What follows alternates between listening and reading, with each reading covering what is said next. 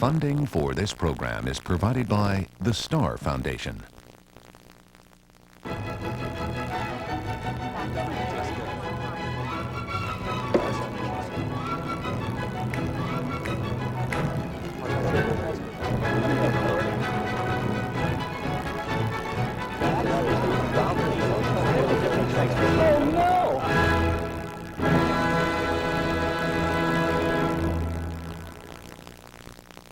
Welcome to Uncommon Knowledge. I'm Peter Robinson. Our show, Feminism Today. At the turn of the century, women sought political equality. The emphasis, of course, was on getting the vote.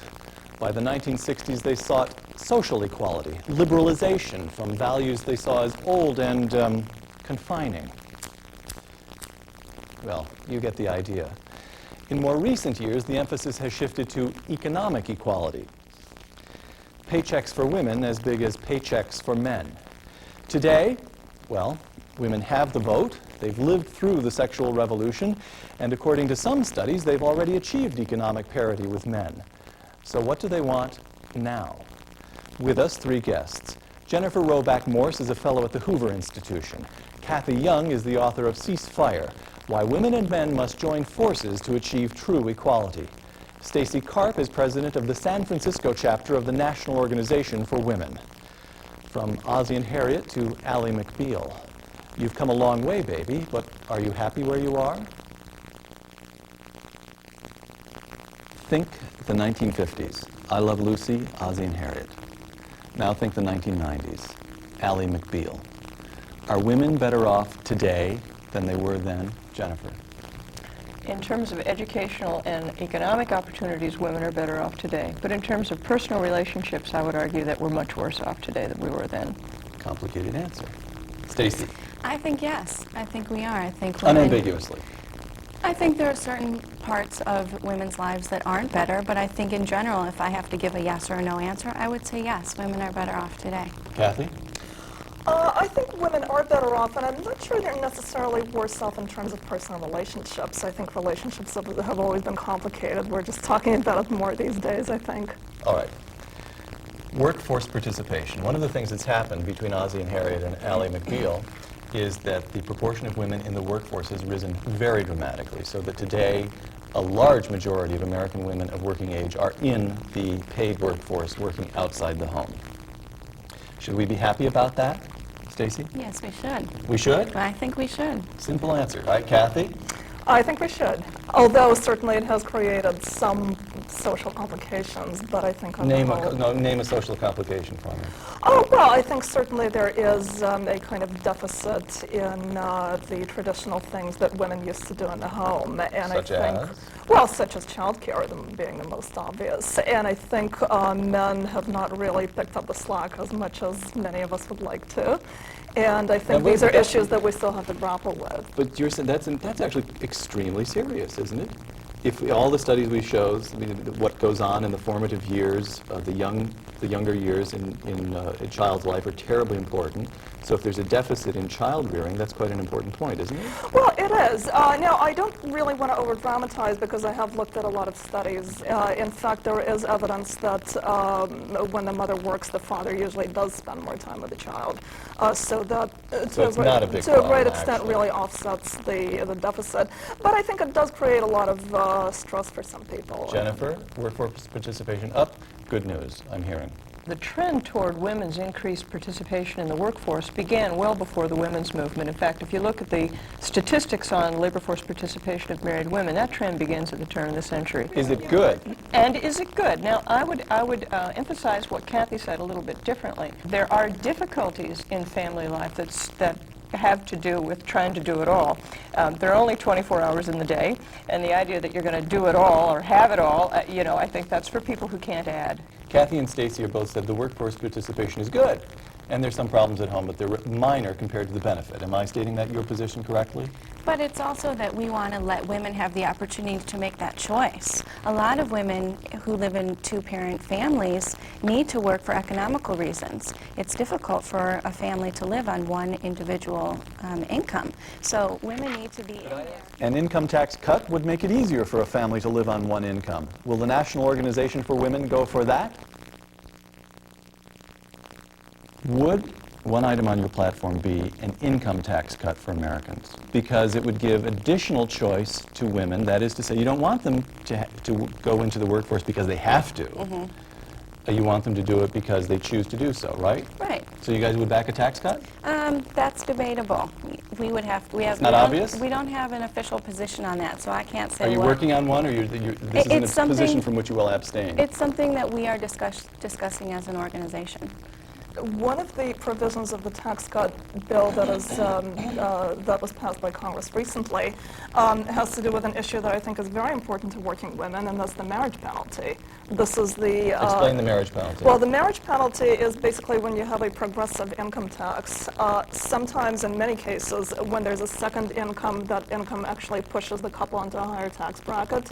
So basically, it's almost like the woman is penalized for working, and there are cases in which the couple may actually be better off, ironically, financially, if the woman does not work because of the tax system.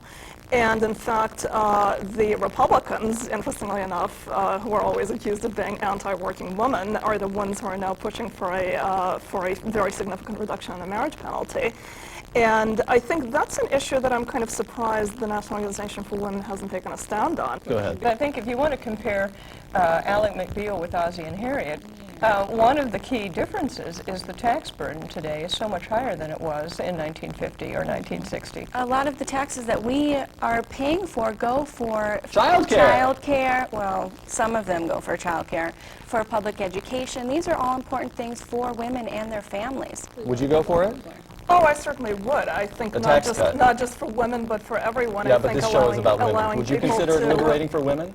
Sure, because I think Okay. certainly it allows women to make more of their own choices about how to spend their resources. But, you know, if I could just make one really quick point, and I think we really cannot discuss women totally in isolation from men, because guess what? You know, women who are married to men, for the most part. I think that women will not really be liberated, if you want to use that word, until men also have that choice. Because as long as we continue to see it as only a choice for women, I think in some ways it's always going to create You a lot want men of to have what pressures. choice? The choice of staying home? Yeah. And what is standing in the way of that choice now? Culturally, not only men, but women. They'd be embarrassed in the locker room at the YMCA when they it's meet their also- buddies who just came home from work. If they, what did you do today? Well, I changed diapers all day. It's cultural, is what you're saying. Well, it's cultural and... You radical! You want to But rewrite it's- the entire culture? Is that what you want? Well, I think certainly when women went into the workforce, I think in a lot of ways we rewrote the culture. Okay, It's also a question of economics. If you're choosing that's why I between want a having... tax cut. Well, And you won't go for it. Well, we want women to be paid equally. If women were being paid what men were being paid, maybe men would take that choice of staying at home because it wouldn't be part of an economic decision. Women are paid less than men. Right now it's... If you look at women, never married women, and compare them with never married men, you will find that their incomes in comparable occupations are very, very comparable. Kathy documents some of these points in her book. The issue for equality of earnings, by and large, has to do with children. And not just whether you have them right now, but whether you anticipate having them and what kind of decisions you make in anticipation of your years that are going to be devoted to the care of children. Okay, so what do you say to that? The women earn less because they choose to do Well, so. I think some women, granted, I will give you part of that some women do make that choice.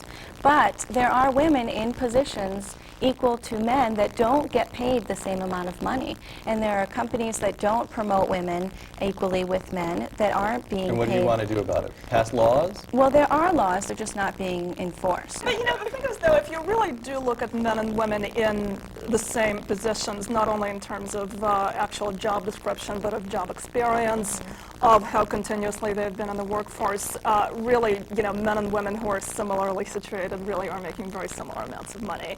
And the thing is, if you take time off from work, there was one study which showed that a woman who takes as little as 9 months off being in the workforce, compared not to men, but to other women who have not taken time off, 6 years later, she will make about 17% less money, and her chances of getting to upper middle management are reduced by 25%. Right. Now, you might say, well, this is just sexist prejudice against women who are taking time off. But the thing is, if you look at men who have had a career interruption, their careers actually suffer even worse. So, you know, Next issue, the pill. the pill. It becomes widely used in the 1960s. It was supposed to liberate women. Betty Friedan praised it. Loretta Lynn sang songs about it. The question is, did it? Has it? Francis Fukuyama, the essayist, has made this point, that at the beginning of the period, the 1960s, society, if a man got a woman pregnant, he was expected to marry her and provide for her and the child. Society imposed sanctions of responsibility on the man. Now, if a man gets a woman pregnant, it's her fault. She should have been on the pill. And she's forced either to have an abortion or to raise the child alone. She falls into poverty. We know that single mothers raising children tend to be in poverty at much higher rates than other sectors of the population. So my question is, did the pill liberate women or actually damage their status? Jennifer? I would agree with Fukuyama's analysis in very large measure. I think the secondary consequences of the pill have been far vaster than most people anticipated. Stacy, pro-pill, anti-pill? I'm pro-pill. I believe that it has liberated women. It's let women be sexually active if they choose to be so. And maybe the women who weren't on the pill in the 50s that got married because they were pregnant didn't want to be married. Maybe they didn't want that to be their lifestyle. You're saying that these consequences did flow from the pill, or that the pill had nothing to do with it, the divorce and the illegitimacy and so forth? I don't think so. You grant that they had... No, I think it's a greater societal change that's going on with women being liberated. There is a connection with the pill, Okay, but so not... the primary function of the pill is to permit women to engage in sexual activity outside the traditional venue of marriage, and that is a good thing. I think so. Okay, you understand that you are overturning 5,000 years of Judeo-Christian teaching. Yes, I do. And you're And happy I to think do that it is a in the good name thing. of women's liberty. Yes, I do.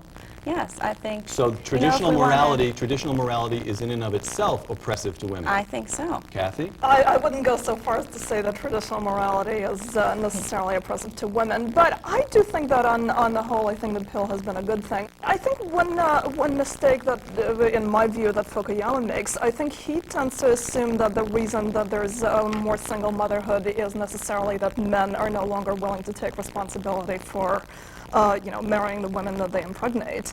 And I would argue that actually in many cases it's women choosing not to enter into these shotgun marriages, because I think it's not just that men don't want to be around, but that I think women having more economic opportunities. Exactly. And I'm not saying that that's wholly a good thing, by the We way. have two basically pro-pill positions here. They liberate women. One of the things that contraception did, and that the wide availability of the pill did, is that it created in people's minds a disconnect between reproduction and sexual activity.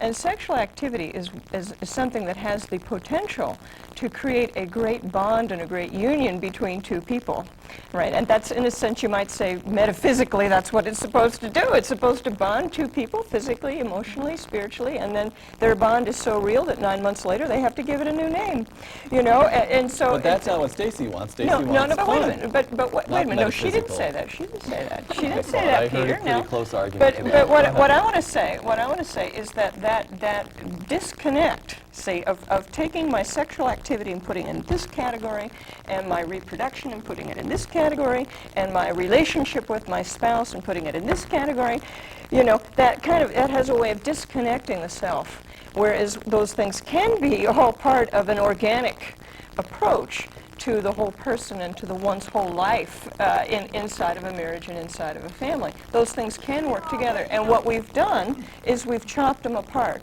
And I think there's a loss there. And Chopping apart. D-I-V-O-R-C-E. Divorce. Has no-fault divorce benefited women or not? At the beginning of the period we're talking about, divorce was pretty hard to get in this country.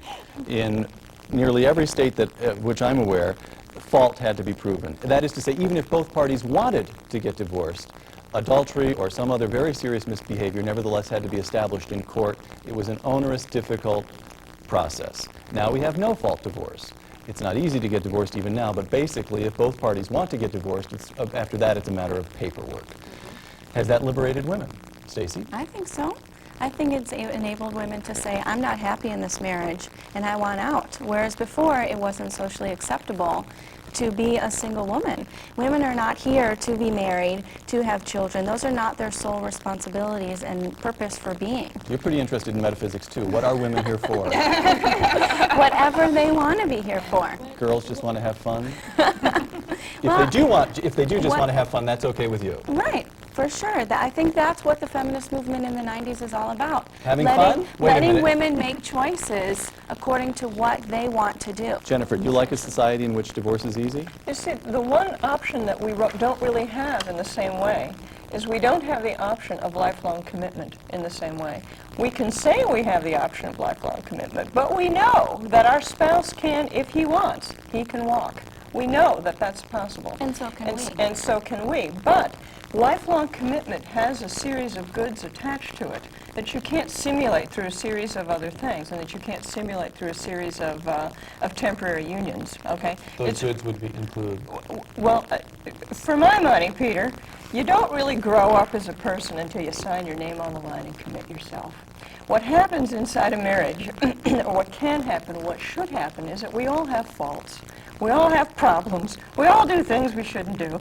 And who is there in our life who's better able to tell us about it but our spouse, right? Well, that's exactly the moment when you would most like to just walk out and tell him to take a hike. If you're committed in an environment where you're committed to one another and committed to the relationship, you're going to face up to that, you know, and you're going to stand through it in a way that you're not going to. You're not going to be able to if you know that there's a door half open in the background. And the commitment of the couple is by itself insufficient. You argue It's that the harder. legal regime It's needs harder. to encourage or even insist upon permanent marriage. Peter, what I would say is this. I would say it's harder because we can have a commitment that we know we can't totally pre-commit because we know that the other person could have the option of So let me avoiding just- that commitment. Let's take an extreme case. Do you want the Republic of Ireland, in which even today divorce is illegal, not recognized by the state?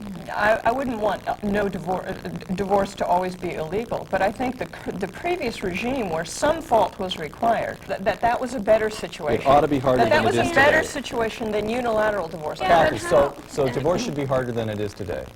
Well, I think unilateral divorce should be harder, but actually I do think that if you look at the studies, first of all, every study that I've seen shows that 2/3 of the time it's the woman who initiates the divorce. It is? It is. Why is it 2/3 of the time it's the woman who wants to get out? I do think actually that overall women after divorce are better off than men are. First of all, there are a lot of studies which question even the notion that economically women after divorce are necessarily worse off than men, because when you take taxes into account, that kind of changes the whole picture. But also, if you look at psychological consequences, men who are divorced are much more likely than women to regret the divorce and to wish that they were still married.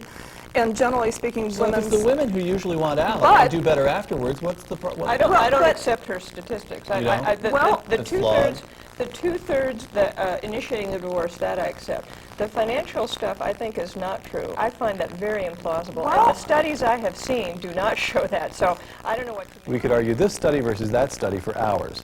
I want to ask Stacy about the meaning of women's liberation today.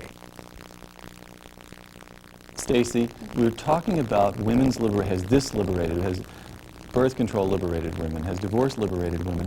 What is it that you seek to liberate women from? What is the particular form of oppression? From the oppression and the discrimination. If we have... Of what? Name it. What is it that... There's a lot of oppression that's going on with reproductive rights, with reproductive health, where there's What a is it? lot... Well, right now we do have Roe v. Wade, which says that women are able to get an abortion, but there's starting to be issues around waiting periods, around parental consent. You know, in San Francisco, we're really lucky where there are a lot of clinics that we can go to get an abortion, but if you go into rural, you know, small rural city and poor women That's the who aren't signal able issue to for you drive... then, right now, is that you want That's a big issue. unlimited, completely unlimited abortion rights? Yes. If women want to abort, they should be able to do so. No questions whatever asked. reason? It's their body. Who are Oh, we wait a to minute, say... even at a late term? I think do. For whatever Yes, I reason? do. Well, but you know, most women don't agree with that. And in But fact, if you look at surveys, about 75% of women accept some restrictions on abortion. But I think it's And- also Can you name absurd other to forms say... of oppression? So far, it Choice sounds is as a though big it's just issue. abortion. That That's is it? a big issue for women. Name But name it's one also more. violence against women. There is a lot of violence against women that is going on across the country. We have hate crime issues and hate crime legislation that is trying to include gender. Would you accept then that we're a long, long way from the feminine mystique that Betty Friedan wrote about women trapped, leading dreary lives, trapped in marriages in suburbia, leading dreary... I do. I think women, like we said And from the very beginning. What you've got left is violence against women, which is illegal whether it's against women or men. Right. And abortion. And abortion. And that's what you guys stand for now? Economics, equal pay for equul work, which we've gone over. All right. Kathy. Well, I would say, well, first of all, I certainly don't feel oppressed. I don't think women, American women are oppressed Do today. you feel oppressed? Not all the time, but sure. There are times when I walk down the street and I don't feel safe as a woman. But wait a minute, I know a lot of men who don't feel safe when they walk down the street in But New it's York much City. more women who don't feel safe. If we look at the issues that Stacey brings up, I think, certainly I would say that abortion is really pretty much available today to any woman who wants it. You want it to remain available? I do, but I'm not remain opposed available? to certain restrictions like waiting periods. I think that's quite reasonable. But in terms of violence against women, for instance, men are really the primary victims of violent crime in this country. So I would say the one... Last topic. Are the women who choose to stay home and raise families treated fairly in today's culture? Have feminists tilted the culture, so to speak, too far? So, here's what I mean. We've been talking about specific examples. I know women who are highly educated, very competent people, and could hold big jobs out in the workforce, but have chosen to stay home and raise children. And they feel, I hear stories about looks that they get in the grocery store, comments that other women, working women make to, they feel oppressed because the role of motherhood has been, so to speak, degraded. Do you buy that? Is that true? I think there's a lot of that. There are a lot of women who... Has feminism gone too far? Well, I wouldn't want to blame it all on feminism, but feminism's a piece of it, I think. That the role of the...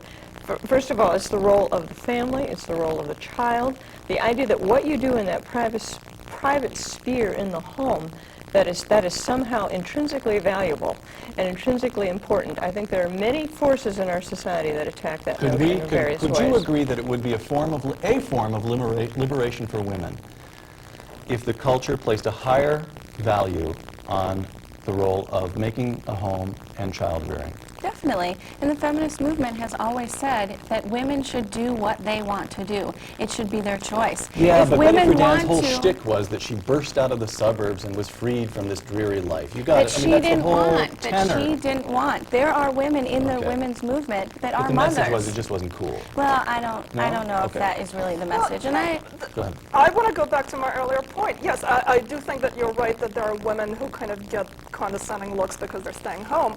But, I mean, think about a man who makes that choice. He is going to get even more condescending looks, and he is going to get even more of a societal stigma. So I think really to deal with this issue, we do have to look at it as a human issue. And I think That's my point. I agree with that. And I think we have to make that a choice for everyone. I think it goes How beyond. would you reform the National goes- Organization for Women? You won't give me reform for the country. No, What no, would you they're do not with going to that? ask. They're not. No, Peter. But she's opposed to abortion. no, so my that would point. be the That would be My one. point. My point is just that is that the family itself is a suspect institution in a certain way. In the You know, culture. in other words, it's not just because it's not just whether the guy stays home and takes care of the kids or the wife stays home and takes care of the kids. It's that well, you're not really doing much. I think we don't fully appreciate what is going on in there, and that our primary business as parents and as spouses, our primary business is relational, not economic. Our business there is relational. We're there to build relationship. It's right? television, and we're out of time, I'm sorry to say. One last question, a quick one. A quick one, you're only allowed to answer. You can't go back to previous points. Name the one woman who, to your mind, best embodies your own ideal of feminism.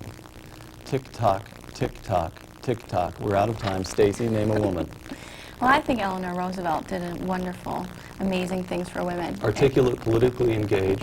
Politically active, aware, and did really You're expanded going to give the her role. high points as a mother? Is that an important part of it? Definitely. This is Jennifer. just to be short. Go ahead. You're a woman. Elizabeth Cady Stanton.